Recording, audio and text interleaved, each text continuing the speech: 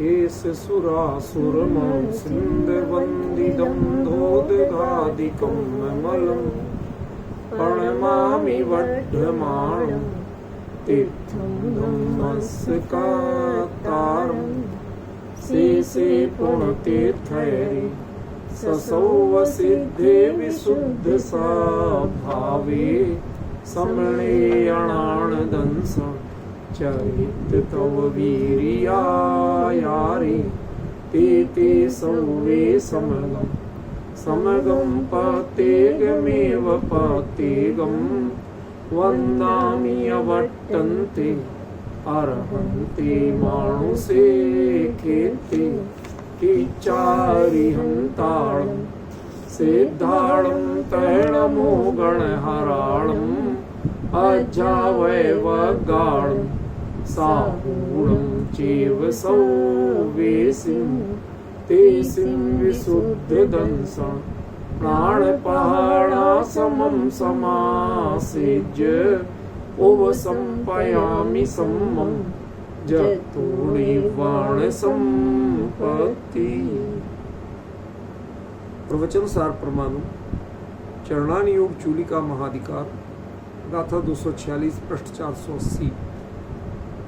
अरिहंतादिषु भक्ति वत्सलदापवयणाभिजुक्तेषु विजदि जदि सामण्ये सा सुविजुक्ता भवेचर्या।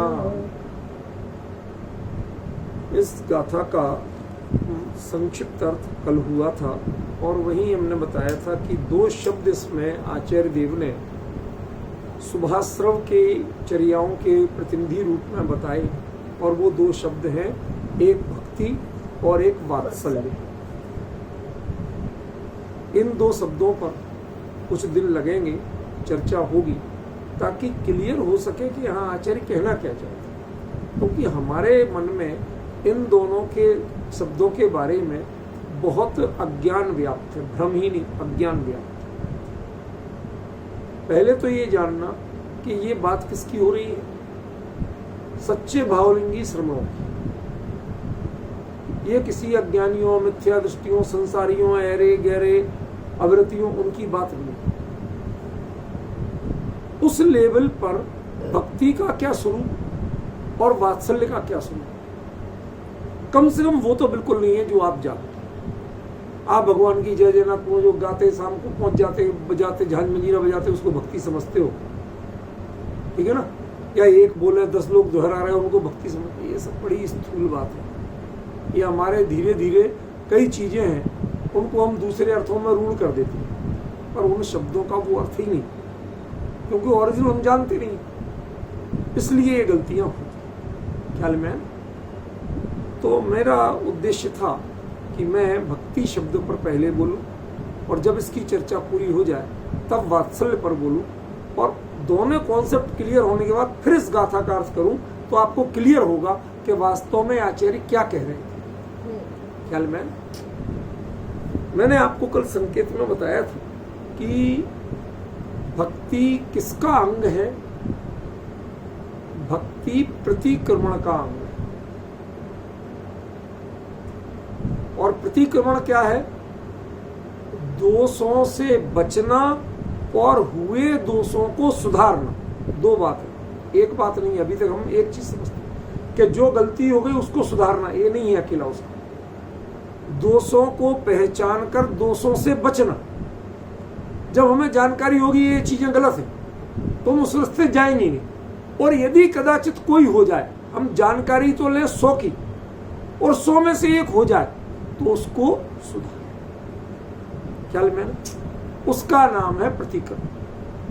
और प्रतिक्रमण के 3 पार्ट कौन कौन से? एक, उस भूमिका में या उस कार्य में संभावित दोषों की चर्चा। ये पॉइंट याद रखना पड़ेंगे। मैं पूछूंगा और आपके स्पीकर ऑन करके भी पूछूंगा, इसलिए अब अकेले श्रोता बनने से काम नहीं चलेगा। आपको अलर्ट रहना पड़ेगा और जो जो सामने देखेंगे सबको जवाब देना पड़ेगा। समझ गए ना? इसलिए अब जरा जिम्मेवारी आपकी ज्यादा है। एक बात। दूसरा, कि जो दोषों की चर्चा करते हैं उसका उद्देश्य दोषों का बखान करना नहीं, या ये सारे दोष मैंने किए नहीं। इस कार्य में, इस तरह की प्रवृत्ति करने में कौन कौन से दोष हो सकते हैं, जिन शासन किस कार्य को दोष रूप मानता है और किस कार्य को दोष रूप नहीं मानता, ये पहचानना और ध्यान रखना। वो सारे दोष क्या हैं? वो सारे के सारे दोष अतिचार रूप हैं, अपराध रूप नहीं। मतलब जिसको हम खुद रिपेयर कर सकते हैं। हमारे शरीर में कई तरह की व्याधियां छोटे मोटे लग जाती, तो यदि छोटे से ब्लड लग गया, सुई लग गई, कांटा लग गया, तो क्या करते हो आप? कितने डॉक्टरों के पास जाते हो? कहीं नहीं जाते। थोड़ी डिटॉल लगा ली, कुछ कर लिया, पट्टी बांध ली, कुछ अपना हल्दी लगा ली, हो जाता। तो कुछ जो हम स्वयं रिपेयर कर सकते हैं, सुधार सकते हैं, उतनी छोटी चीज होना चाहिए अपराध की जाति, उतनी छोटी होना चाहिए। यदि जिसके लिए किसी ज्ञानी गुरु की और उससे प्रायश्चित लेने की अपेक्षा हो, तो उसका प्रतिक्रमण नहीं होता, उसका प्रायश्चित होता। समझ गए ना? भक्ति प्रायश्चित का अंग नहीं है, भक्ति प्रतिक्रमण का अंग है। इसलिए स्टेप बाय स्टेप पहले समझना पड़ेगा कि हम बात किसकी कर रहे हैं, क्योंकि हमारे दिमाग में तो सारा वायरस घुसा हुआ है भक्ति के नाम पे। समझ गए ना? हमारे कार्यक्रमों में साहब शाम को 7 से 7:30 जिनेंद्र भक्ति, अब यहां भी लिखा रहे अंतादुसी भक्ति, तो वही होगी जो हम जाके झांझ मंजीरा बजा के कर लेते हैं, जिनका शास्त्र में, तत्व चर्चा में, किसी में उपयोग उतना नहीं लगता, वो भक्ति के एक्सपर्ट हो जाते हैं। तो वही, और समझना समझाने का काम तो हमारे बस का है नहीं, बुद्धि नहीं चले, तो वो सबके सब ऐसे ही नहीं कह रहा हूं, पर प्रायः मैंने ऐसा देखा कि वो गाने बजाने के एक्सपर्ट हो जाते। तो इस गाने बजाने का नाम भक्ति नहीं है, गला मधुर होने का नाम भक्ति नहीं है। भक्ति के लिए आपका गला अच्छा होना जरूरी नहीं। समझ गए ना? तो जो जितने आपके दिमाग में वायरस हैं उनको पहले निकालना पड़ेगा, तब भक्ति का स्वरूप समझ में आएगा। ठीक है ना? तो जो भक्ति है वो किस लेवल पे आती है कि पहले तो दोष समझो, दोष पहचानो, और यदि इस लेवल के दोष हैं जिसे अतिचार कहा जाए, अनाचार नहीं कहा जाए, इस लेवल के दोष हैं और उनमें से भी हम नाम लें 100 का और भूले भटके एकाध दोष होता हो आपकी चर्या में, तो ये काम की है। 100 के 100 दोष हो रहे हो तो फिर रोज दोष पढ़ने से फायदा क्या? समझ गए? फिर तो आपने उसे अपनी आदर्श मान ली, जीवन शैली मान ली। आज लोग प्रतिक्रमण पढ़ते तो हैं, लेकिन जितने दोष हैं लगभग सारे के सारे उनकी चर्या में मिलते। फिर फायदा क्या है प्रतिक्रमण पढ़ने का? भाई एक साथ आपके शरीर में 100 रोग उभर जाए तो इलाज कैसे करोगे आप? आसान है इलाज करना। अरे भाई कभी सर्दी हो गई, कभी जुकाम हो गया, कभी छोटे मोटे बुखार हो गया, सिर दर्द हो गया, एकाध कभी कोई हो जाए तो आप काउंटर कर लेते, ठीक है ना? और यदि पैर में भी, सिर में भी, पेट में भी ये वो 10-20 रोग एक साथ हो जाए तो आप हौसला खो दोगे, चलो भैया अस्पताल भर्ती हो। समझ गया? तो एक से एक, 2 से ज्यादा दोष हो जाए तो प्रतिक्रमण इलाज नहीं है आपका। समझ गया? इसलिए ध्यान रखना कि प्रतिक्रमण करने वालों के दोष ही बहुत कम होते हैं। यदि दोष बहुत हो और कह दो कि साहब हमने पढ़ा तो था तस्मिच्छा में दुक्कड़म, कहते मतलब क्या है? जब वो बोल दिया तो जो दुष्कृत मिथ्या हो गया वो दोबारा क्यों हो रहा है आपके जीवन में? इसका मतलब वो तो जीवित है, मरा कहां वो? समझ गए ना? तो ये आपको बहुत सावधानी रखना पड़ेगी कि पहले भक्ति यदि प्रतिक्रमण का अंग है तो प्रतिक्रमण किसका किया जाता वो समझ लो। और दोषों में से चर्चा भले ही 100 की आए, पर कदाचित, वो भी जरूरी नहीं है, एकाध कोई दोष कदाचित हो जाए, उस दोष के प्रक्षालन के लिए, ठीक है ना, उस दोष के प्रक्षालन के लिए भक्ति की जाती है, उस दोष को धोने के लिए। समझ गए? ये उसका स्वरूप है। वो दोष कमजोर पड़े, एक्चुअली पानी की जगह नहीं है, ये साबुन की जगह है। जैसे हम नहाते हैं तो गीले होते हैं पानी से, वो मात्र गीले होते हैं क्योंकि उसके बिना साबुन नहीं लगता। समझ गए? उसके बाद आप साबुन लगाते, क्यों लगाते हो? अकेले पानी से काम क्यों नहीं चलता? इसलिए नहीं होता कि जो मैल कहीं अंदर किसी रूप में छुपा ना रह जाए, चिपका ना रह जाए। समझ गए ना? तो वो हमें पूरा निकालना है, तो साबुन लगाते। अब साबुन लगा छोड़ दे तो काम नहीं चलेगा, खुजली हो जाएगी, उल्टी परेशानी हो जाएगी। मैल फूलेगा तो, लेकिन निकलेगा नहीं। वो चमड़ी को छोड़ देगा लेकिन देह से दूर नहीं होगा। तो बहुत बेहतर तरीका है कि उसके बाद तीसरा पार्ट आता है कायोत्सर्ग। कायोत्सर्ग माने आत्म ध्यान, शरीर तक से उपयोग बिल्कुल हट जाना। ख्याल में ना? तो ये 3 विधियां हैं। तो जो कायोत्सर्ग नाम की विधि है वो अप्रमत्त स्वस्थान अप्रमत्त संयत में चरितार्थ होती है, और शुरू की 2 विधियां वह प्रमत्त गुण स्थान में चरितार्थ होती है। समझ गया? तो भक्ति वह प्रमत्त गुण स्थान की चीज, लेकिन उसका लाभ कब मिलता है? जैसे मैल फूल गया तो लाभ कब मिलेगा? कि जल से धुल जाएगा। अब पहले पानी डाला था तो धुल नहीं रहा था, खाली गीला हो रहा था, और अब पानी डालोगे तो धुल के बह जाएगा। ख्याल में? ये अंतर पड़ा। तो उस मैल को उस चमड़ी से दूर करने में कौन कारगर है? कि भक्ति का, जैसे साबुन कारगर होता। समझ गए? लेकिन भक्ति खाली छुड़ाती है, धोखे अलग नहीं करती। धोखे अलग करने के लिए कायोत्सर्ग चाहिए। भक्ति बीच का वह अंग है, असल चीज भक्ति है। भक्ति का एक रूप दोष पहचानना, दोष को दूर करने की प्रक्रिया करना, और कायोत्सर्ग करके उस दोष को दूर कर देना। एक्चुअली कायोत्सर्ग भी भक्ति का अंग है, और शुरू के दोषों का उल्लेख करना, पहचानना, ये भी भक्ति का ही अंग है। समझिए ना? इनको अलग अलग कहा गया, पर एक्चुअली ये उसकी एक पूर्व भूमिका है, एक उत्तर भूमिका है। यदि पूर्व भूमिका नहीं होगी तो यदि शरीर गीला नहीं करोगे तो साबुन लगाने से कोई फायदा है? लगेगा साबुन? लगेगा ही नहीं। तो वो पूर्व भूमिका की क्यों? ताकि साबुन कार्यकारी हो सके, भक्ति कार्यकारी हो सके। और उत्तर भूमिका क्यों की? कि साबुन लगाना सार्थक तभी तो होगा। वो उसने मैल छुटाया और मैल निकली ही नहीं शरीर से, वहीं का वहीं सूख गया, तो किस काम का रहा? समझे ना? इसलिए साबुन जो एक प्रक्रिया है, जैसे शुरू में पानी डालना और बाद में पानी डालना, ये दोनों वो साबुन लगाने की प्रक्रिया के पार्ट हैं, लेकिन दोनों साबुन नहीं। समझे ना? ऐसे ही भक्ति जो शुरू में दोषों का उल्लेख है वह भक्ति नहीं है, लेकिन वह भक्ति का ही पूर्व अंग है। और इधर जो कायोत्सर्ग है वह भक्ति नहीं है, लेकिन कायोत्सर्ग भक्ति का ही उत्तर अंग है। माने भक्ति की सार्थकता, चरितार्थता, परिपूर्णता कब होती है? कि ये तीनों अंग हो। इसलिए जिन शासन में कहीं कहीं तीनों अंगों को मिलाकर भी भक्ति कहा गया।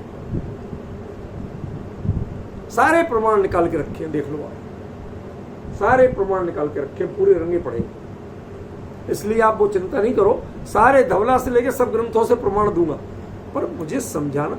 इनके पढ़ के सुना दूंगा, कुछ पल्ले नहीं पड़ेगा। सुन लेंगे, पल्ले नहीं पड़ेगा। मुझे क्रम से बताना, कौन सी चीज कब आपको समझ में आएगी, उस लेवल से बताना। ख्याल में है ना? तो ये एक बात हो गई। अब हमें समझना है कि भक्ति जो हम करते हैं वो तो भक्ति है ही नहीं। भक्ति का उद्देश्य मात्र दोषों का निवारण है। भक्ति का उद्देश्य गुणानुवाद अकेला नहीं है।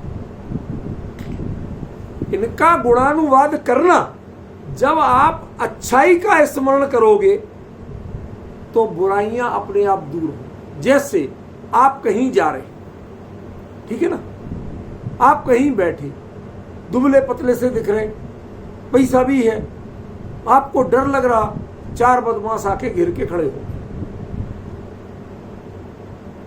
आपका डर और बढ़ रहा, ठीक है ना, और बदमाशों का हौसला बढ़ रहा। जितना आपका डर बढ़ रहा उतनी बदमाशों का हौसला बढ़ रहा। बगल में एक सज्जन बैठे थे, यूं ही कंबल से ओढ़े, सिंपल से सज्जन थे, ठंड के दिन थे, वो बैठे थे। तो इतने में उनका कोई फोन बजा। उन्होंने कि yes inspector so and so speaking, मैं आ रहा हूं भैया, अभी जरा किसी काम से गया था, आ रहा हूं, बस से आ रहा हूं। अब इंस्पेक्टर का नाम सुना और उनके जितने पास आने के भाव हो रहे थे, लूटने के भाव हो रहे थे, धीरे धीरे धीरे धीरे शिथिल हो। तो 3 लोक के नाथ की जो आप भक्ति करते हैं, वो उनके गुणों की चर्चा जहां आती है, जो शुद्ध वीतरागता की चर्चा आती है, निर्मल चरित्र की चर्चा आती है, वहां दोषों के बंधन अपने आप शिथिल पड़ते हैं। इसके लिए जिनवाणी में एक सुंदर दृष्टांत दिया। जो लोग अब हमने देखा नहीं, जितने चंदन के पेड़ देखे उन पर सांप देखे नहीं, लेकिन ये कई चीजें मिथ होती है। अब चर्चा में चल रही है, परंपरा से तो चल रही, मान लेते हैं हम कि हैं कि सांप के जो होते हैं जहरीले सांप, काले नाग, तो वो चंदन के पेड़ पर लिपट जाते हैं कि चंदन की शीतलता उन्हें मिलती है, तो जो जहर उनके शरीर में बनता है ना, वो बहुत गर्म होता है, दाह होती है उसमें, तो उसकी दाह कम करने के लिए वो उस पर चिपट जाते हैं, लिपटे रहते हैं, ठीक है ना। रहीम कभी लिखते हैं, चंदन विष व्यापत नहीं, लिपटे रहत भुजंग। तो इसका मतलब ये कोई आज की बात नहीं है, अकबर और शाहजहां के जमाने में भी रहीम वगैरह कभी उस समय भी चलती थी, ठीक है ना। उससे भी प्राचीन जैनाचार्यों ने भी कई जगह लिखा दृष्टांत रूप में, समझ में, ठीक है। अब मुद्दा क्या है, मुद्दा हमारा कुछ और है कि चंदन के पेड़ पर जाकर के चंदन की लकड़ी हमें लेके आ गई, और उस पर लिपटे कौन है, काले भुजंग, जहरीले नाग। हिंसा हमें उनकी करनी नहीं, अब क्या करें, भगाओ तो तुम्हीं को काट खाएंगे। आप उनकी हिंसा नहीं करना चाहते, लेकिन वो हिंसा करने में नहीं चूके, समझ गए। उनके पास कोई ऐसा अहिंसा अणुव्रत नहीं है कि हम किसकी करें किसकी नहीं। उन्होंने तो जो आया पास में डिस्टर्ब किया, उन्होंने काटा, तो अब क्या करें। तो चतुर लोग जो होते हैं, चाहे चंदन का मालिक हो चाहे चोर हो, चंदन लेना है जिसे, वो मोर लेके जाता है। मोर पक्षी समझते हो। अब मोर वो सांप को खा जाता है, क्यों, उसकी एक तो चोंच इतनी सख्त होती, और उसके पंजे जो है पैर, उनमें मांस वगैरह नहीं होता, ऊपर के हड्डी पर सीधी स्किन होती है, और वो स्किन भी इतनी हार्ड टाइप की होती है कि उसमें सांप यदि अपना दांत मारे तो दांत टूट जाएगा, वो उसके अंदर चुभा नहीं पाएगा। तो इन पक्षियों को डर नहीं होता, ये एक पंजा मारेंगे, दूसरा चोंच मारेंगे, हो गया काम, समझ गए। तो वो मोर की आवाज को केका ध्वनि बोलते हैं। एक एक स्टेप बाय स्टेप बता रहा हूं। मोर की आवाज को क्या बोलते हैं, केका। तो वो मोर को लेके जाते हैं, जो ही चंदन के वन में प्रवेश करते हैं, वो मोर को जरा सा कान मरोड़ देंगे, कुछ ना कुछ थोड़ा सा, सो वो जोर से चिल्लाएगा। उसकी आवाज बड़ी कर्कश होती, मधुर नहीं होती कोयल जैसी। और जो उसकी आवाज गई नहीं और सांपों के बंधन ढीले पड़े, अरे साहब मोर आ गया, पता नहीं किसको खाएगा, समझ गए। और 4-6 लोग जाते हैं, और चारों 6 एक एक मोर लिए, और उनने बजाए बाजे जैसे, और वो सारे धीरे धीरे 4-6 बार बजे। पहले में शिथिल पड़, सावधान होते हैं, दूसरे में शिथिल पड़ जाते हैं, तीसरे में भागने को तैयार होते हैं, चौथे में रेंगने लगते हैं, 5वें में उतरते हैं, और 6वें में तो जंगल से बाहर हो जाते हैं। क्यों, आवाज लगातार आ रही है। मैं जो बता रहा हूं उसको गंभीरता से सुनना। आवाज लगातार आ रही है, निरंतर अंतराल में आ रही है। ऐसे ही वीतरागता की धुनी, वीतरागता के गुणों का अनुवाद ये कंटिन्यू आ रहा है। तो अंदर से जितने दोष के बंधन थे, मोह के बंधन थे, वो शिथिल हो के छोड़ के अपने आप भागते हैं, आपको भगाना नहीं पड़ता। समझिए, इसके लिए भक्ति की जाती है। गुणानुवाद आप भी करते हैं, लेकिन आप उसका स्वरूप नहीं जानते। गुणानुवाद मुनिराज भी करते हैं अनंत आदि की भक्ति, लेकिन वो उसका स्वरूप जानते, उसका प्रयोग जानते। ये डिफरेंस है दोनों। इसलिए मुझे शब्दों पर नहीं बताना है, मुझे उसकी प्रक्रिया पर बताना। इन शब्दों से करते क्या है? दुनिया के जितने बड़े से बड़े मंत्र हैं वो इन्हीं शब्दों से, इन्हीं वर्णों से बनते हैं, जो आ से लेके हा तक आप बोलते हैं। अरिहंत क्यों? और आ से अनार भी तो होता है, आ से अमरूद भी तो होता है, आ से अनाड़ी भी तो होता है, आ से अक्खड़ भी तो होता है, अज्ञानी भी होता है। अब आ तो सब में व्याप्त है, लेकिन अरिहंत का नाम आते ही जो आपके परिणामों में अंतर आता है, वो अज्ञानी के नाम से वैसे ही आता है, अक्खड़ के नाम से वैसे ही आता है, अनार अमरूद के नाम से वैसे ही आता है। इसका मतलब है वर्ण वही है, लेकिन वर्ण किस अर्थ में और किस क्रम में प्रयोग हुए हैं, उससे हमारे परिणामों पर भिन्न असर पड़ता है। वो अंतर हमें पहचानना पड़ेगा। इसलिए जो लोग स्तुतियां तो पढ़ते हैं, लेकिन स्तुतियों का अंतर ही उन्हें नहीं पता, अर्थ ही नहीं पता, बस पढ़ते हैं प्रभु पतित पावन में अपावन चरण आयो शरण जी। अरे ऐसे ही हरकत करते देखा मैंने मंदिर में लोगों को, ऐसे ही पढ़ते। अरे तुम तो वैसे पढ़ते हो, हम तो दम से पढ़ते हैं, एक एक शब्द क्लियर करके पढ़ते हैं। खाक क्लियर करते हो मूर्खाधिपति। प्रभु पतित और पावन में क्या हुई स्तुति? अपावन चरण। फिर भगवान के चरण अपावन, वो आयो शरण जी। काय को आए शरण में? जब प्रभु पतित हैं, उनके चरण अपावन हैं, और तुम पहले से पावन हो, तो शरण में काय को आए? तो ऐसे लोगों के तो पढ़ने का कोई फायदा ही नहीं। समझ गए ना? ये सब तो गोबर गणेश है, इनकी बातें करना बेकार है। जिन शासन में जानबूझ करके किए गए अज्ञान को उपेक्षा कहा गया है, आप जानने ही नहीं चाहते। कोई नोट दे तो प्रॉपर पहचानना। जो अनपढ़ हैं वो पहले आपसे पूछेंगे कितने का नोट है। हमारी दादी थी, पैसों से उन्हें कोई मतलब ही नहीं था, लेकिन कभी कभार राग आता था। वो कब? कि जब कोई बच्चा घर का बेटा या बेटी शादी हो जाए या बाहर रहने लगे या कुछ वैसा हो, तो वो आए जाए, तो उस दिन उनको जिस दिन जाना है तो उन्हें पैसे याद आते थे। ठीक है ना? तो माँ से कहती थी जरा वो निकाल तो लाओ, मेरा बटुआ कहाँ रखा है।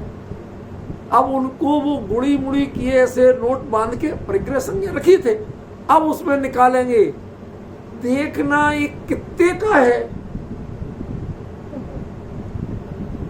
फिर उनसे पूछ लिया, मन नहीं भरे, फिर दूसरे से पूछते। फिर हम बच्चे घूम रहे, अरे इधर तो आ जी, कितने को नोट है, कंफर्म कर लेंगे। अब फिर तोलेंगे कि इसको कितने देना है, इससे कितने का व्यवहार रखना है, क्या उचित है, उतना देंगे। यानी जो दो कौड़ी की चीज है, कागज के नोट हैं, संसार का व्यवहार है, मोह का व्यापार है, उसके लिए आप बराबर परखते हो कि ये कितने का है। और जिनवाणी पढ़ते हो, भगवान के गुणानुवाद करते हो, और उसमें आपको पहचानने की फुर्सत नहीं है कि इसका क्या मतलब, पंडित जाने। तो तुम क्यों पढ़ रहे हो? हम तो पढ़ने के लिए पढ़ रहे हैं, फल तो तुम्हें चाहिए और अर्थ पंडित जाने। ये छल नीति क्यों सीखी आपने भक्ति के नाम? ये भक्ति नहीं है, छल है। समझ में? इसीलिए बाबूजी ने एक जगह लिखा कि किंतु अरे ओ छलिया, क्या यह तुझे ज्ञात है पूजा करते तुझे विषय का ब्याल डस गया। ब्याल माने सांप, समझिए। तू क्या सोचता है कि मैं भक्ति कर रहा हूं, लेकिन अंदर में विषय वासनाओं का अभिप्राय भरा पड़ा है। इनकी उपेक्षा, उन शब्दों की उपेक्षा करता है और पुण्य की अपेक्षा करता है, पुण्य से वैभव होगा।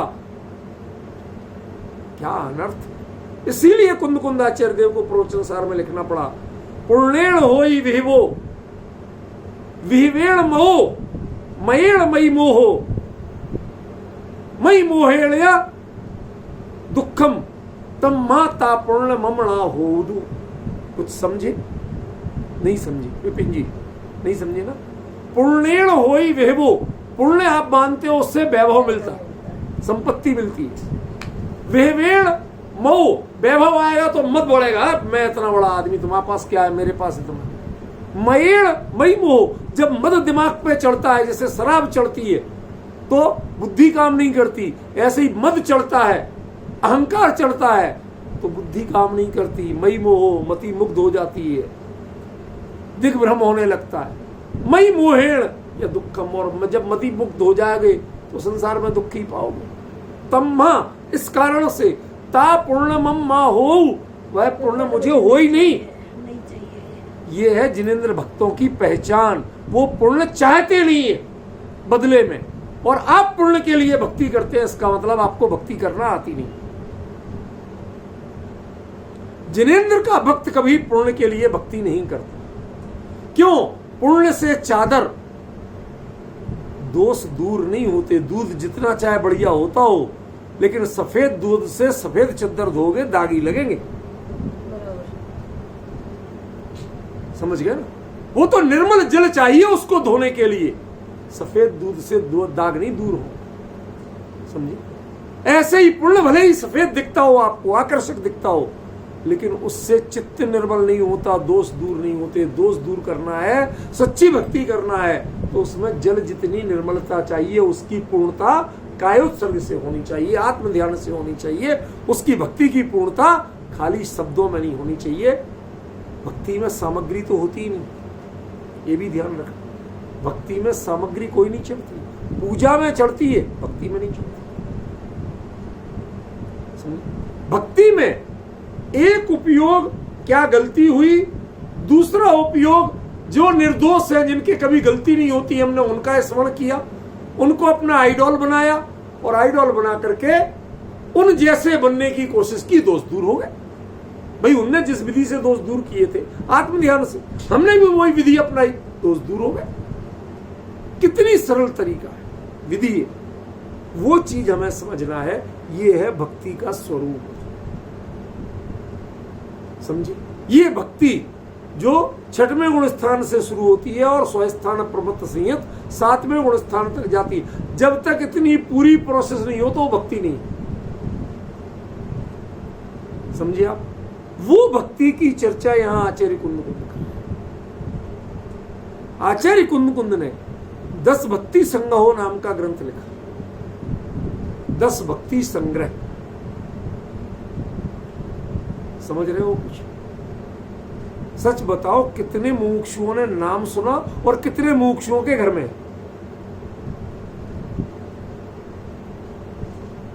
कितनी भक्तियां आपको याद? श्वेतांबरों में तो 2-4 फिर भी पढ़ी जाती। और मजे की बात बताऊं, श्वेतांबर ने बाद में कहीं कहीं दो एक छंद गाथाएं बढ़ाई हैं ताकि उनकी मान्यता मिल जाए, वरना दोनों की भक्तियां एक। उसहमजीयम च वंदे संभव विनंदनम च जिणम वंदे, ज्यों की त्यों है वो भी वही पढ़ते हैं, वही वो कुंद कुंद की लिखी पढ़ रहे हैं। उनकी ओरिजिनल कोई भक्ति नहीं है, आप कुंद कुंद की लिखी भक्ति पढ़ रहे हो। मतलब श्वेतांबरों में जो भक्ति की जाती है प्रतिक्रमण के पाठ के रूप में, वह भक्ति क्या है? वह आचार्य कुंद कुंद की लिखी भक्ति पढ़ी जा रही, जो कुंद कुंद के ध्रुव विरोधी हैं, और कुंद कुंद ने जिनका जम के खंडन किया, वो मजबूर हैं कुंद कुंद की भक्तियां पढ़ने को। और आज हमारे लोगों को पता नहीं है, विद्वानों को किसी ने हाथ में लेके नहीं देखा कि 10 भक्ति संग्रह है क्या।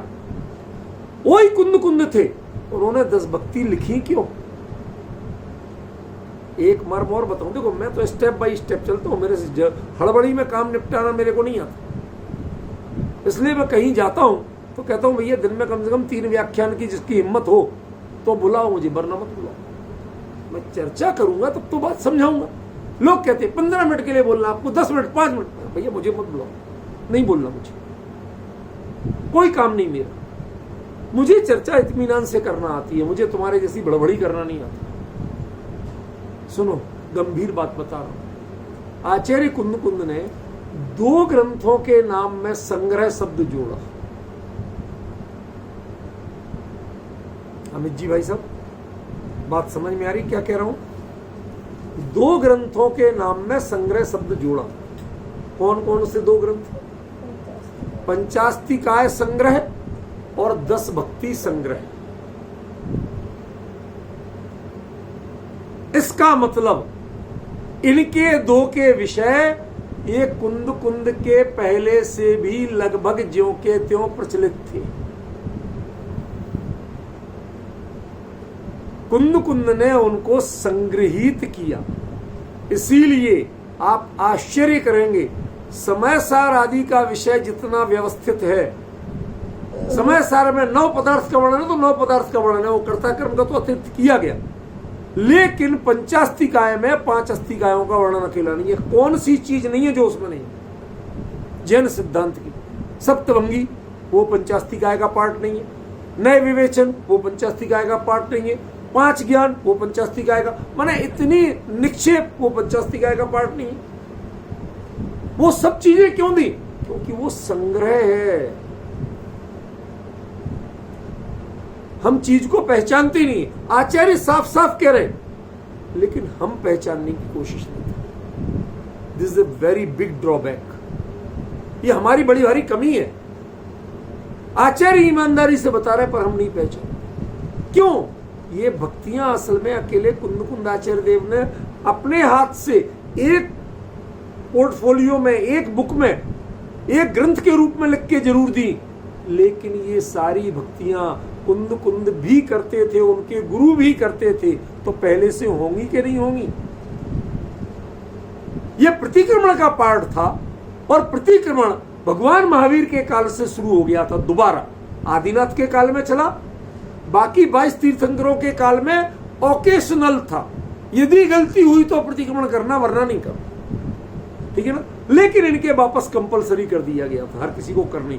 तो जब हर श्रवण को करना है, गौतम स्वामी ने उसके पाठ की रचना की थी, तो क्या उन्होंने भक्तियों के स्वरूप, उसकी शब्दावली, उसका चयन नहीं किया? हो सकता है वो चीजें गद्य या किसी रूप में रही हो, गद्य को रटना आसान नहीं होता है, तो आचार्य कुंद ने उनको पद्यात्मक निबद्ध कर दिया, बांध के रख दिया, व्यवस्थित करके रख दिया, ताकि लोगों को पढ़ने में सहूलियत हो जाए। लेकिन इतना आश्चर्य होता है कि वही की वही चीजें श्वेतांबर भाई भी हमारे कैसे पढ़ते, कोई डिफरेंस नहीं आता। कभी सोचिए, आप विचार कीजिए, समझ रहे हैं? आपके जितने जैन शासन के, चाहे करणानी योग हो, 14 गुणस्थान और जो चीजें, तकरीबन ये वो भी वही मानते हैं, लेकिन आपकी गाथाएं उनके यहां कॉमन नहीं मिलती। लेकिन कुंद की कई गाथाएं उनके यहां कॉमन मिलती हैं, जो कुंद श्वेतांबरत्व के धुर विरोधी माने गए। असल में उन्हें व्यक्ति विद्वेष नहीं था, संप्रदाय विद्वेष नहीं था। जो जिनामनाय में आपने शिथिलाचार घुसाया या शिथिलाचार को जिनामनाय बनाया, उसके विरोधी थे। वो श्वेतांबर के विरोधी नहीं थे, वो शिथिलाचार के विरोधी थे, वह परिग्रह के विरोधी थे। मुनि धर्म में परिग्रह स्वीकार्य नहीं है, वो ये कहते थे। समझ में आया? अब आप परिग्रह रखते थे तो आपको अपना विरोध लगता था, ये बात अलग है। लेकिन आश्चर्य की बात है, मैंने श्वेतांबरों के सारे लगभग ग्रंथ पढ़े, मेरे अपने पास है पूरा, 2-3 खंड भरे पड़े हैं लाइब्रेरी के, सब रखता हूं, मुझे कोई ऐतराज नहीं। अरे मेरे पास कुरान है, 2-3 एडिशन है कुरान के, मैं वो भी पढ़ता हूं। गुरु ग्रंथ साहिब है मेरे पास, बाइबल है मेरे पास, सब पढ़ता हूं, मुझे कोई ऐतराज नहीं। समझ में आया? लेकिन उनको पढ़ के मैं पहचानता हूं कि हमने उनसे लिया या उन्होंने हमसे लिया। समझ में? आजकल पता क्या चल रहा है विपिन जी, थोड़े भरे हृदय से बोल रहा हूं। आपने वो कहानी सुनी है ना, भेड़िया और मेमना की। मेमना नीचे पानी पी रहा, भेड़िया ऊपर पानी पी रहा, ठीक है ना। और वो कहता क्या था, तूने पानी को जूठा किया, मैं तुझे खाऊंगा। उसने कहा महाराज पहले बताओ तो सही, पानी ऊपर से नीचे आ रहा है, मैं नीचे हूं, तुम ऊपर हो, तो जूठा किसका होगा? फिर भी एक बुंदेलखंडी में शब्द चलता है, दौंदा पट्टी। डू यू नो विपिन जी? ये बड़ा रोचक शब्द है, जो जानते हैं उनके लिए बड़ा मजा आएगा। दौंदा पट्टी। हम बात को तुम कुछ भी कहते हो मानेंगी नहीं, सुननी नहीं। ऐसी दौंदा पट्टी चला रखी है कि जो दिगंबर आचार्यों ने, जैन आचार्यों ने, जब ना इस्लाम पैदा हुआ था, ना क्रिश्चियनिटी पैदा हुई थी, जिनके जन्म नहीं थे, तो वो हमारे लोग कहते हैं। अभी हमारे लिए एक प्रोजेक्ट मिला ममता। क्या प्रोजेक्ट मिला? गवर्नमेंट ऑफ इंडिया से मिला है। आज आपको बता रहा हूं, कुछ दिन पहले मिला है। वो कहते हैं कि साहब भारत में जो पूजा पद्धतियां हैं, वो जैन पूजा पद्धति की मौलिकता क्या है। तो उसमें मैंने थोड़ा सा लिखा, उसमें शुरुआत में ये दृष्टांत दिया। हमने कहा भाई जो बाद में हुए वो हम पर आरोप लगाते हैं आपने हमारी नकल कर ली। अरे तुम्हारा माल हम लेंगे कि हमारा माल तुम लोगे? हमारे यहां तो पहले से प्रचलित थी ये चीजें। ऐसे ही वो गाथाएं दिगंबर तुम्हें हमारे मूल शासन में पहले से प्रचलित थी, जो श्वेतांबरों के मिल गई। ये 10 भक्ति की गाथाएं उनके लगभग ज्यों की त्यों मिलती। समझिए, ये शाश्वत थी। शाश्वत माने कुंद कुंद से काफी पहले से प्रचलित थी। कुंद कुंद ने उनको व्यवस्थित किया, लेकिन कुंद कुंद ने यदि उनको चुन के व्यवस्थित किया है, उनको शब्दांकित किया है, तो क्या वह समयसार और प्रवचनसार से कम है? तो सच बताओ, आज तक आप मुमुक्षुओं ने उनको समयसार प्रवचनसार जैसा सम्मान दिया? किसी मुमुक्षु संस्था से आज तक 10 भक्ति संग्रह छपा? किसी ने उनका अर्थ किया? किसी ने उनकी प्रस्तावना लिखी? बाबूजी के स्मृति ग्रंथ और 2 जो ग्रंथ पहले से मैं ले चुका हूं, उसके बाद नेक्स्ट टारगेट है जिनाम नाय में भक्ति का स्वरूप और 10 भक्ति संग्रह। इतना मोटा टेक्स्ट आएगा आपके पास, कम से कम 500-600 पेज का। पता चलेगा कि है क्या ये चीज। समझिए, पहचानो जरा। ये जिन शासन में जो भक्ति का स्वरूप है, जो हमारे बाद के पंडितों ने मिलावट की है, भट्टारकों ने मिलावट की है, चाहे पूजा पाठ हो चाहे भक्ति के पाठ हो, मिलावट बहुत अलग दिखती है। लेकिन जो मूल हमारी परंपरा है, भक्ति किस काम आती थी कि जो दोष आपने स्वयं पहचाने और इस लेवल के कि जिसको आप स्वयं दूर करो, तो आप प्रभु का स्मरण करते हो, निर्दोषता का स्मरण करते हो, पवित्रादि परमात्मा के गुणों का स्मरण करते हो, दोषों के विरोधी तत्व का स्मरण करते हो, मयूर की टंकार सुनाई देती है, तो आपके वो सांप जो लिपटे थे ना, वो शिथिल होके, बंधन शिथिल होते, धीरे धीरे रेंग रेंग करके खुद छोड़ के चले जाते हैं। आपको चंदन मिल जाता है। जीवन में चारित्र में चंदन है। एक तिलक माथे पे लगता है, खाली माथे की शोभा नहीं होती है, माथे को शीतलता भी मिलती है। समझ में? आप जिन शासन में वीतराग का गुणानुवाद करते हो, आपका कंठ पवित्र नहीं होता, आपके शब्द पवित्र नहीं होते, आपका मन और जीवन भी पवित्र होता। This is the role of भक्ति।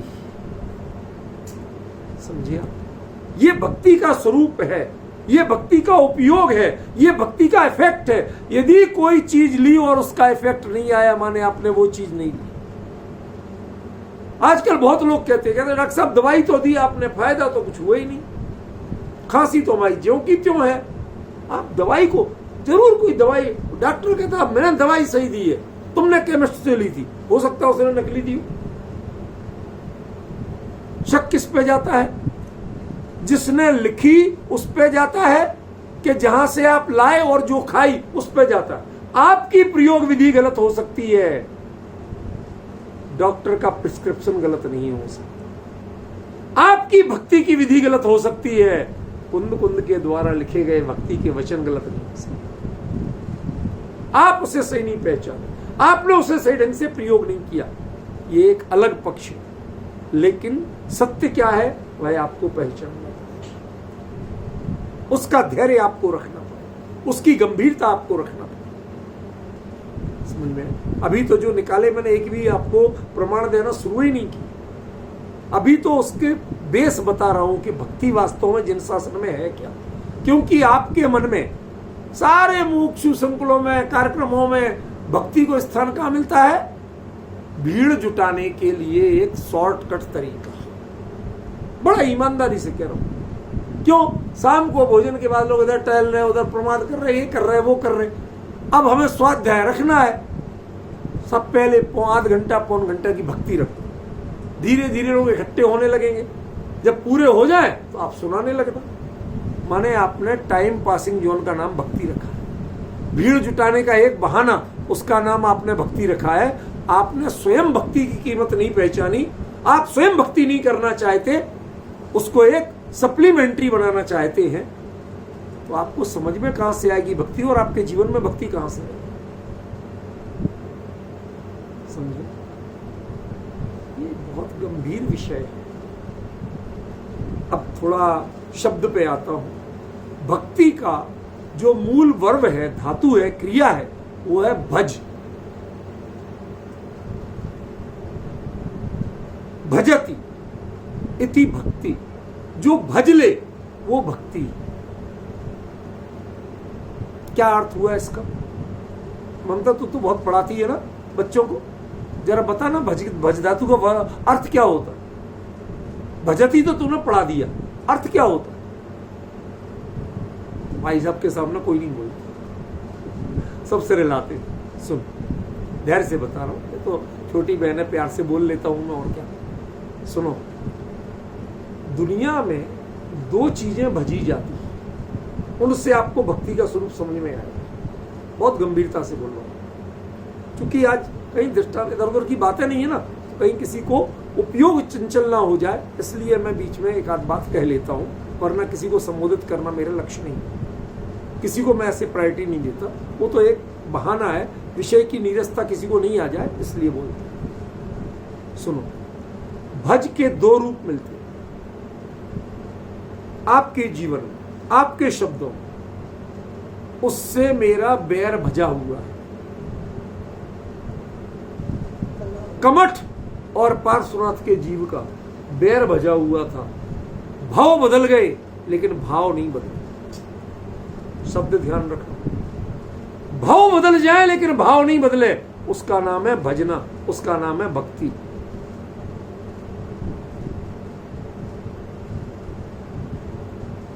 समझ पाए क्या कह दिया रूपल बहन? समझ पाई कुछ? भाव बदल जाए लेकिन भाव ना बदल पाए। हमने कषायों को, वैर को, विरोध को तो भक्ति बनाया, लेकिन जिनेंद्र के गुणानुवाद, जिनेंद्र के गुण कथन, इनको आज तक हमारे जीवन में भक्ति नहीं बना। सुबह मंदिर की में शीतल जल की फुहार की तरह पड़ती है, ओस की तरह पड़ती है, और मंदिर से बाहर निकलने का टाइम होते होते खत्म हो जाती है। भगवान के गुण क्या होते हैं, जिन शासन का मर्म क्या होता है, हमने क्या पढ़ा था मंदिर में, क्या बोला था, सब भूल जाते। ये भक्ति कहां हुई भाई? भक्ति का स्वरूप तो वो है कि भाव बदल जाए लेकिन भाव ना बदल पाए, उसका नाम भक्ति। ये परिभाषा लेकिन कहीं लिखी नहीं है, ये तो इतनी सारी परिभाषाएं पढ़ के मैंने बनाई। भज धातु, बैर भजा हुआ, और दूसरी भजती है रस्सी। सुतलियां सीधी सीधी होती है, सुतलियों से रस्सी बनाते हो। जिस समय आप भाजते हो ना, भाजना समझते हो? नहीं समझते। सुनो कैसे बनती है रस्सी, हम बताते हैं। आप मूंज के सीधे सीधे तिनके लेते हैं, उन तिनकों को इकट्ठा करते, जोड़ते हैं एक दूसरे में, पिरोते जाते हैं। नीचे एक लकड़ी की बड़ी तकली सी होती है, तकली समझते हो ना, ऐसे ऐसा प्लस जैसा चिन्ह जैसा बना होगा, उसमें एक डंडी लगी, उसमें एक हुक सा लगा। अब वो नीचे की डंडी घुमाते तो वो गोल गोल घूमेगी ना, तो वो भजती जाती है रस्सी। पहले सुतलियां बनेंगी, सुतलियों से पर कई सुतलियां मिलकर भी भजी जाती। अब भजने का मर्म क्या होता है कि उस रस्सी को कभी खोल दो, अलग अलग कर दो, लेकिन जो भजना, जो बट, जो रिंकल्स उसके पड़ गए थे वो नहीं खुलते, वो सीधे नहीं होते। वो ओरिजिनली में उसमें वो चीज नहीं थी। जो घास मूंज पैदा हुई थी, मूंज घुंघराली नहीं थी, कर्लिश नहीं थी, लेकिन रस्सी में भजी गई। उसको ऐसा आत्मसात किया, उस भजने को ऐसा आत्मसात किया। स्वरूप तो सीधा था, सरल था, लेकिन वो कर्लिश होके रह गई। अब लाख कोशिश करते हैं पर वो घुंघरालापन, वो बांकापन जाता नहीं है। ये होता है भजना। आपके देह तक में वो विनम्रता का भाव आ जाए, वो मर्यादित आचरण का भाव आ जाए, देह तक की चर्या को जो बदल दे, अपने रंग में रंग ले, उसका नाम भक्ति होती है। आप भक्ति किसको मानते हैं? भगवान को सुनाया उसको भक्ति मानते हैं? भगवान को क्या करना सुन के? वो तो गुण उनमें है, वो तो उनका जीवन है। सुनना तो आपको है। भक्ति सुनने की चीज है, समझने की चीज है, सुनाने की चीज नहीं है। पर हम भक्ति में जोर से गा के सुनाते, ताल ठोक के सुनाते। अरे ठोकना है तो अपना माथा ठोको। तुम्हें समझ में आया? आज तक नहीं आया तो काहे की भक्ति की? समझ भाई साहब, धैर्य चाहिए। ऐसे विषयों को स्पष्ट करने के लिए बड़ा धैर्य चाहिए। वो एक मैंने बताया था ना, हमारे शब्दों का आज के जमाने में क्या उपहास होने लगा है, और उसके बावजूद मजबूर है उनको सुनने के लिए। फॉर द एग्जाम्पल आपको बता रहा हूं कि एक महाराज, वो मेरे से पढ़ते थे कभी, उनको 2-3 ग्रंथ पढ़ाए मैंने, 8 साल लगभग पढ़ाए। तो वो एक दिन आके बताते, कहते डॉक्टर साहब मैं बड़ौत में गया था, चातुर्मास किया। वो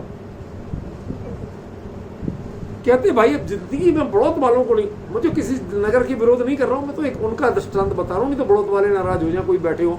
हमारे अमित जी भाई साहब सोचे हमारे सहारनपुर बड़ौत एक एरिया है, हमारे एरिया में क्यों बोल रहे, ऐसा मत लेना भाई, मेरा दृष्टांत है सीमित। कहते भाई अब तो बड़ौत जाने में डर लगे, 4 महीने बड़ी मुश्किल से निकाले। क्यों? कष्ट तो कोई नहीं, सब अनुकूल था। ढेर भक्त लोग बैठते थे, रोज सुनते थे, हजारों हजार की भीड़ सुनती थी, चारों ओर जय जयकार होती थी। तो महाराज तकलीफ क्या थी?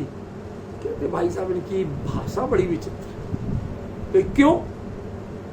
कहते पढ़ाने के लिए खड़े होते थे, बोलेंगे, अब संस्कृत तो वो आती नहीं, हिंदी बोलेंगे, महाराज जी मन की शुद्धि, महाराज जी वचन की शुद्धि, महाराज जी काय की शुद्धि। अब वो काय की शुद्धि को काय की शुद्धि हो गया साहब कल्याण। कहते इन्हें पता ही नहीं है कि वो काय की शुद्धि बोलना है, काय की शुद्धि बोलते हो। क्या मन की शुद्धि, वचन की शुद्धि, किस काम की शुद्धि? वो ऐसा अर्थ लेते। कहते जिनको पता ही नहीं है उनसे हम 3 शुद्धि बोली, इनकी शुद्धि बोलने का मतलब क्या है? अब बताओ हार लेके नहीं ले इनकी। कहते हमें समझ में नहीं आता था कि हम जाए कि नहीं जाए इनके चौके में, हम बहुत परेशान होते थे, समझे। आज तक लगभग 40 साधुओं को पढ़ाया, इसलिए मेरे सबसे सहज संबंध है। कोई मैं उनको बंधन ढोक कुछ नहीं कर, लेकिन मेरे से आज भी पढ़ने को कहते हैं बेचारे। बहुत लोग खुद फोन तक करते हैं। मैं कहता हूँ महाराज आपको शोभा नहीं देता खुद फोन वोन करना, किसी चेले चाटे से करा लिया करो। पर मेरे को आप मान लो कि मैं समय नहीं दे पाऊंगा, मैंने बिल्कुल बंद कर दिया। अब शांति से अपना जनवाणी का स्वाध्याय करता हूँ, लिखता हूँ, जितनी सरकारी नौकरी है ईमानदारी की वो करता हूँ, प्रपंचों से दूर हो गया हूँ। का भाव रहता, तो वो लोग कई बार अपने से संस्मरण सुनाते, समझ गए। वो कहते और का विरोध कर लेंगे, सुदीप जी का विरोध नहीं करेंगे। कहते डंके की चोट लिखते हैं हमारी बातों पे, लेकिन एक शब्द आज तक किसी ने लिख के नहीं दिया विरोध, आज तक। और जिन विषयों पे कोई और लिखे तो कहते हैं उनके केस लॉन्च होने की नौबत आ जाए। कोई ने, ये तो मैं जिन वाणी के पे हाथ रख के उनके सामने बोलूं, आज तक किसी ने बोला। वो बताते हैं मन की शुद्धि, महाराज जी वचन की शुद्धि, महाराज जी काहे की शुद्धि, वो बोलते भी ऐसे ही, महाराज जी काहे की शुद्धि। अब बताइए उनने 3 शुद्धियां बोली कि नहीं। अब महाराज कहते हम बड़ी दुविधा में रहते हैं, मैं चौके में जाऊं कि नहीं जाऊं। क्यों? क्योंकि बोले काय की शुद्धि, अब मैं जाऊं कि नहीं जाऊं। हमें तो चाहिए काय की शुद्धि, कि मन की शुद्धि, वचन की शुद्धि, काय की शुद्धि, आहार जल शुद्ध, तो हम जाएं। क्योंकि हमने तो बनते देखा नहीं, आप ही बताओगे तो हम माने, विश्वास करें। अब आप ऐसे बोलोगे तो हम क्या विश्वास करें। ये गड़बड़ियां हो रही हैं कि हमने शब्दों को पहचाना। हमारे यहां प्रभु पतित होने लगे, पावन में होने लगे, अपावन चरण होने लगे, आयो शरण जी। क्या बोलना और क्या नहीं बोलना, किस क्रम से बोलना। अरे जब अर्थबोध होगा, उसका मर्म समझोगे, तब तो बोलने का मतलब समझ में आएगा। वरना चमड़े की जुबान हिलाने का नाम, शब्द को गुंजाने का नाम, इसका नाम भक्ति जिन शासन में है कहां। जब तक गुणों का स्वरूप ही नहीं समझा, उनका जीवन में उपयोग नहीं समझा, कौन चीज किस पे लागू होती है नहीं समझा। क्यों? ये कौन चीज किस पे लागू होती है सोच समझ के कह रहा हूं। आपके प्रतिक्रमण कई तरह के, कोई नित्य होते, कोई नैमित्तिक होते। यदि जो प्रतिक्रमण आपकी विधि हो रही है, दीक्षा विधि के समय सारी भक्तियां नहीं बोली जाती। जितनी गंभीर विधियां होती हैं जीवन में, मुनि धर्म में, उनमें सबसे ज्यादा सिद्ध भक्ति का प्रयोग, सबसे ज्यादा मुनि दीक्षा के समय अनिवार्य रूप से सिद्ध भक्ति का प्रयोग, संलेखना लेते समय अनिवार्य रूप से सिद्ध भक्ति का प्रयोग। तो भाई और भक्तियां काम की नहीं, काम की सब है, सब दवाई है, लेकिन सब दवाई हर रोग की दवाई नहीं है। हमारे परिणामों में जहां जैसे दोष लगते हैं, उसके अनुसार उस चीज की भक्ति की जाती है। सब भक्तियां जिनेंद्र भक्ति नहीं है। मैं 10 भक्तियों के नाम बताता हूं, 10 के अलावा भी है। सिद्ध भक्ति सबसे पहली भक्ति, श्रुत जिनवाणी मां की भक्ति। तीसरा चारित्र भक्ति, योगी भक्ति। योगी ध्यान रखना, किसको कहते हैं योगी। ये शब्द हमारे यहां इतना करप्ट हो गया है कि जिसके बारे में कहने में शर्म आती है। कसरत करने वाले को हम योगी समझने लगते। हमारे यहां पहले कसरत करने वालों को पहलवान कहा जाता था, योगी नहीं कहा जाता। समझ गए? जो काय की चंचलता रोक करके चित्तो पहले प्राणवायु के साथ अपनी चेतना को ऊर्ध्वगामी बनाए, उसका नाम योगी होता था, उसका नाम योग साधना था। जैनेतरों में भी पतंजलि ने भी योग चित्तवृत्ति निरोधा, मन की चंचलता को रोकने का नाम योग कहा था। और पतंजलि के चेले उनके नाम पर कसरत करने को योग बताते। ये योग के ऊपर सबसे बड़ा अत्याचार है, सबसे बड़ा अत्याचार। समझ में? मैं डंके की चोट बोलता हूं, मुझे किसी चीज की परवाह, लिखा हुआ है, उन लोगों के बीच में जाके बोलता हूं कि बाबा लोग करते क्या हो तुम लोग। ये दिस इज नॉट ए योग। योग वो है जो चित्त की चंचलता को रोकने के काम। योगी भक्ति कब की जाती है कि जब किसी समय खास तौर पे उल्कापात हो, तेज आंधी आ रही हो, कोई और विपरीत हो, ग्रहण कहीं भी, जब जगत के जीव और बाकी लोग एबनॉर्मल बात परिस्थितियां बन रही हो, चित्त चंचल हो रहे हो, तो विशेष रूप से योगी भक्ति की जाती है अपने परिणामों को पूर्ण स्थिर करने, अविचल करने के लिए।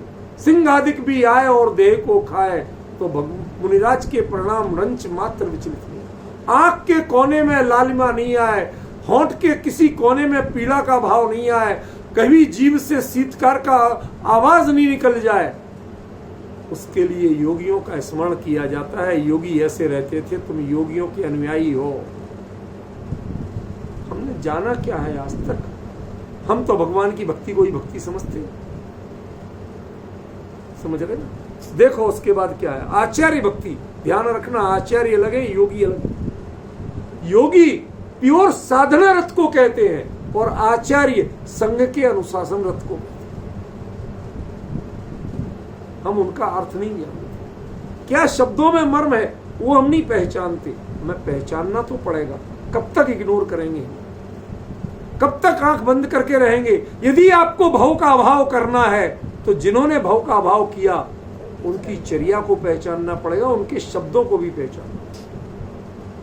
बिना पहचाने काम चलने वाला। सुनिए, उसके बाद पंच महागुरु भक्ति, पंच परमेष्ठी। सोचिए, सोचिए जरा, ये भक्ति आचार्य भी पढ़ते हैं। क्या आचार्य उपाध्याय और साधु को नमस्कार कर सकते हैं? लेकिन करते हैं, विनय पूर्वक करते हैं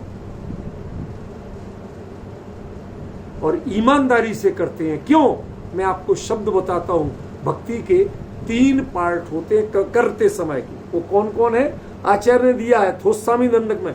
कित्तीय बंदीय महिया ये दे लोगोत्तमा जिणा सिद्धा। कित्तीय वचन, वंदीय मन और महिया जो आप ढोक देते हैं वो शरीर। मन वचन काय तीनों से भक्ति होती है, अकेले शब्दों से भक्ति नहीं होती। इसलिए यदि आचार्य होके भी साधु को वो वंदना करते हैं तो मन से करते हैं, वचन से करते हैं और काय से भी करते हैं। शिष्य को नहीं करते होंगे पर साधु को करते। शिष्यत्व भले ही लौकिक मर्यादा में बाधा बने, लेकिन साधुपना, एक यदि साधु अंतर्मुखी वृत्ति में विराजमान है और आचार्य बहिर्मुखी वृत्ति में विराजमान है तो वो उनके लिए बाकायदा पंचांग साष्टांग नमस्कार कर। ये जिन शासन है। इसलिए पंच महागुरु भक्ति। नाम तो सुनिए, आज तक तो नाम ही पता नहीं थे कि आप में कितनी भक्तियां होती। सुनो आगे, चैत्य भक्ति। आजकल एक बड़ा फैशन चल गया, चैत्य चैत्यालय नव देवता। कहते हैं ये तो क्या है? अज्ञानी लोग हैं जो इनकी पूजा करते हैं, मानते हैं। कहते हम तो मंदिर में पैर रख के खड़े होते हैं इनके ऊपर, ऐसे शब्द बोलते हैं। आप समझ जाइए जरा, यदि किसी कोई जीव समकिति हो, तत्वज्ञानी हो, तो समकिति और तत्वज्ञानी चैत्य चैत्यालय इनका अपमान नहीं कर सकता, नहीं कर सकता। वो होने को तो हम मातृभूमि बोलते हैं कि नहीं बोलते? तो माँ, आप कहते हो कभी कभी मन में विकल्प आता है कि मैं अपनी माता की छाती में पैर रख के खड़ा हूं? बताइए, आता है विकल्प? नहीं आता। तो यहां भी आपको विकल्प नहीं आना चाहिए। आता है तो आपकी गलती है। समझ में आया?